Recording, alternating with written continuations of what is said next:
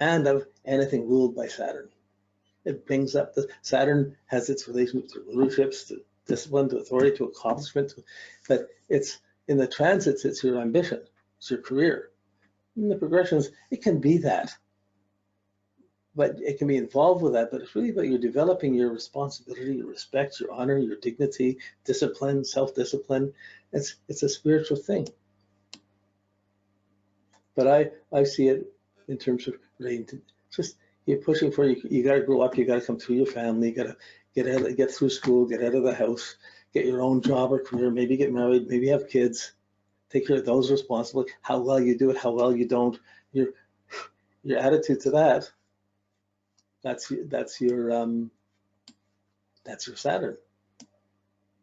How successful, how accomplished. How did you get along with your dad or don't you?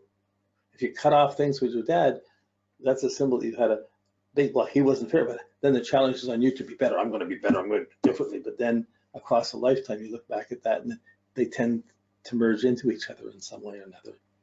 And if you're exactly opposite of your dad, your kid may grow up to be the exact opposite of you and be just like your dad.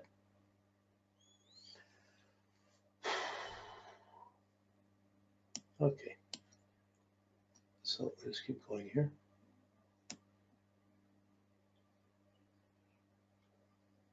Yeah, so just, I mean, with these yearly tables, just the three months of ephemeris after you're born, they're so useful to have for each of the planets.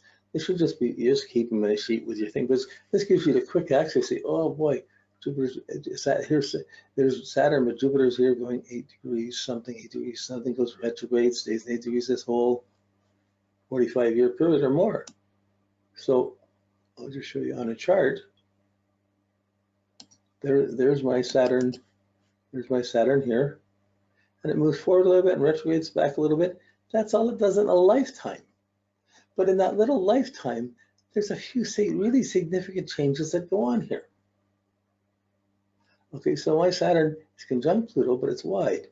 So it starts and it goes building up into the intensity of the Pluto, goes closer and closer to Pluto. Fortunately, I think fortunately, it never got exactly to hit the Pluto. It retrograded at a certain point and came back and went back, and it's going to go back to touch itself again. It's going to hit Saturn again. It's going to have the Saturn, the Saturn comes back to Saturn, and as it starts moving back away from there, away from the Pluto, it moves back, and as it moves back from that, if I live long enough, it'll move out of my 12th house into my 11th house. Wow. Okay, so in this time frame, and let's just look a little more closely.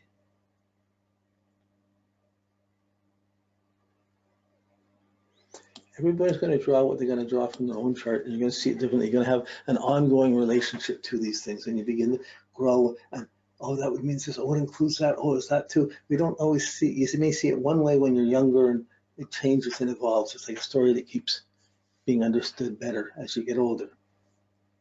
Sometimes that understanding is really good. Sometimes it can be seen very fatalistic. Oh, geez.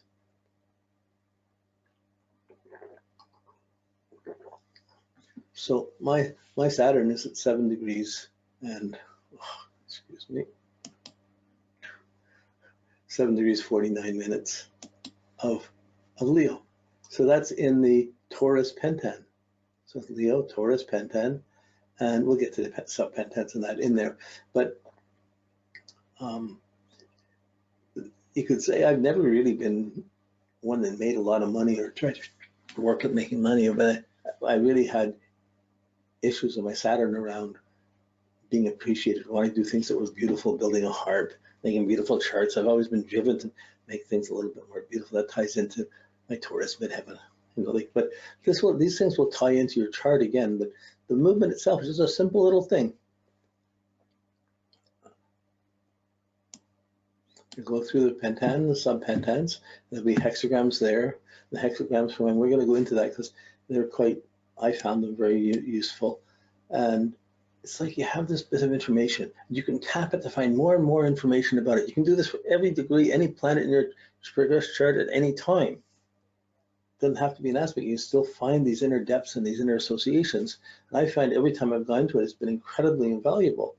But all I can do is show you what I do, and you're going to have to tap it for yourself to be able to see how it works for you. Because it does involve, the I Ching involves going into looking at another cultural philosophy and some of its symbolism. My book, it's changed it. It's taken away some of the weird divinational idiosyncrasies of the I Ching and made it more appropriate for astrological assessment. At least I think so. But Saturn is your work ethic, what you're working at, how you're working, how you're doing things. So Saturn's my 12th house. I've been on the edge of a bad back for a long time. And I'm grateful to get up each day, to be able to sit up.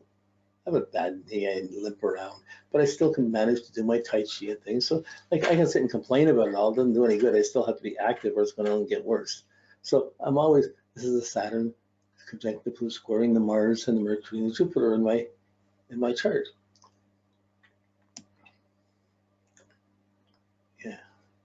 Yeah. Okay, so it starts, it's in Leo, it starts in Taurus. Make this a bit bigger, a bit easier to see.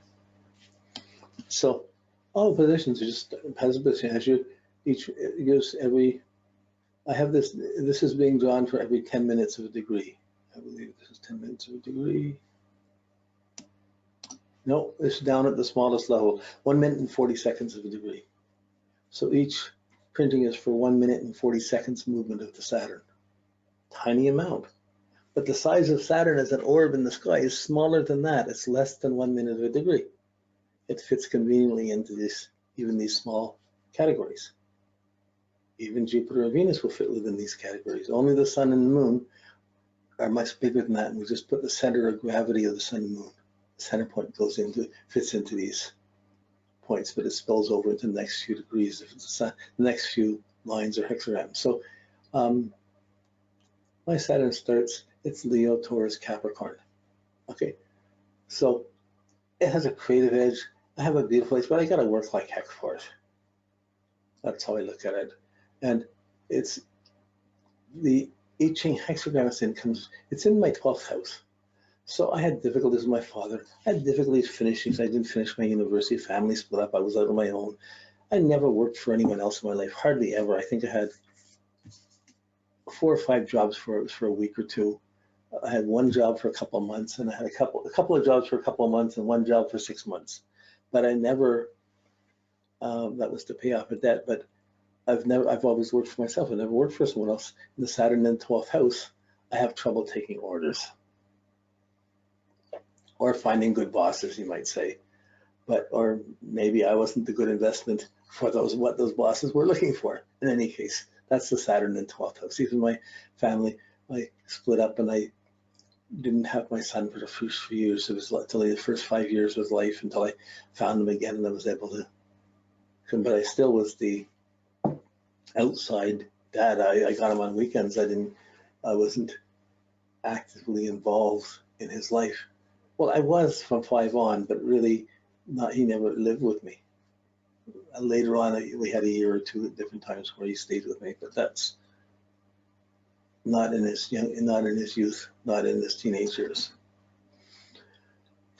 So that's something. That's a bother. That's a shadow for me in my Saturn in my 12th house in Leo.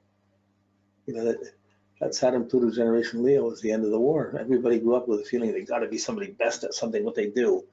And I was really insensitive if someone didn't think I was good enough or wasn't best enough or whatever. And I've been driven by that. And the inhibition is the source of ambition. So in a way, that's part of Saturn too. You get inhibited, you have to fix it. There you go, you're driven.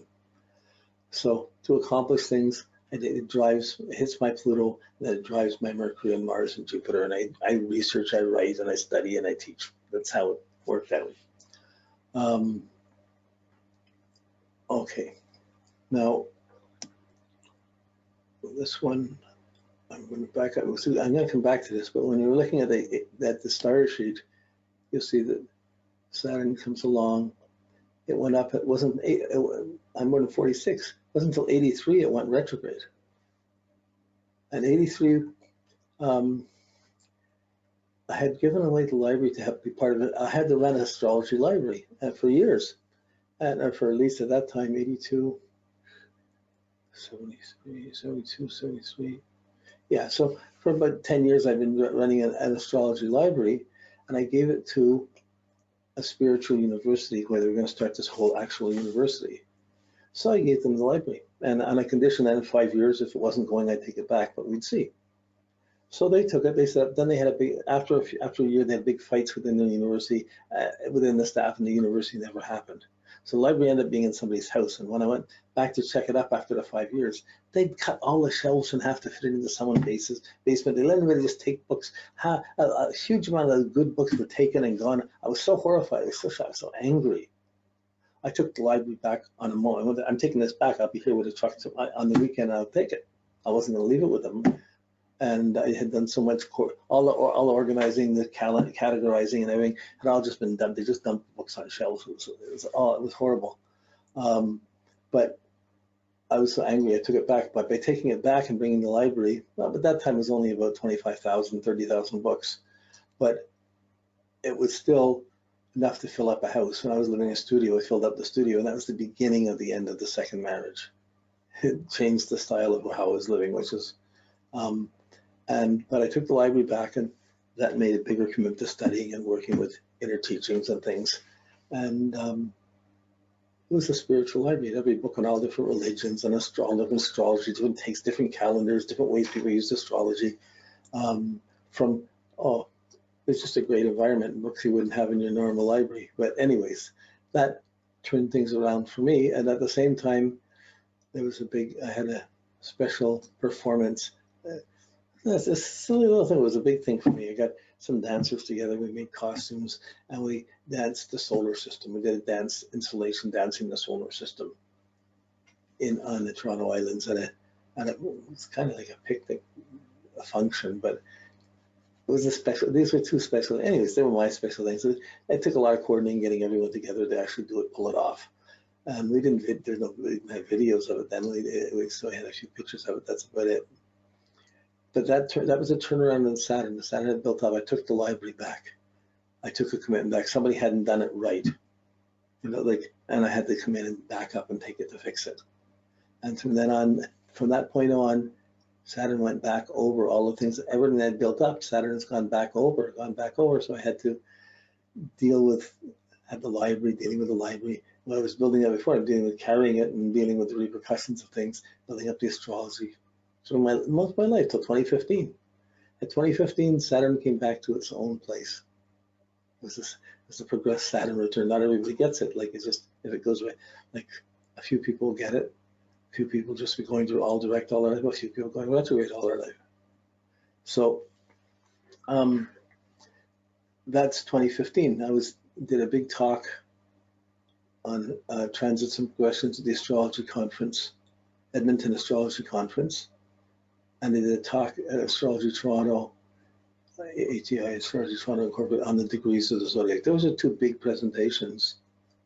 And I did them in September 2015. Yes, I did them. That was just before. That was, in a way, that was just before I left for China to do the webinar series and teachings in China. So at that same time, I'd made a commitment, and I delivered probably about 50 or 60 different 2-hour PowerPoint presentations in China with a translator in 3 or 4 different cities. So that was a big work. So this was all the Saturn completions. But from this point on, Saturn will move back. It's gone back into things from before this lifetime. It's gone back before its initial position. So when you're going back to any retrograde, it's going back before its initial position. It's going back, for you, it's like before this lifetime. But if you're just looking in this lifetime, it's back to the days of in the womb of your mother, in the last month or so, a few months of her pregnancy. Count the years, count the days. You can see how long that pressure would have been in there. So I don't know so much to say about that, but it does go in 2021. It gets out of my 12th house. That's 2 more years. I can't even imagine what that would be out of Saturn out of my 12th house.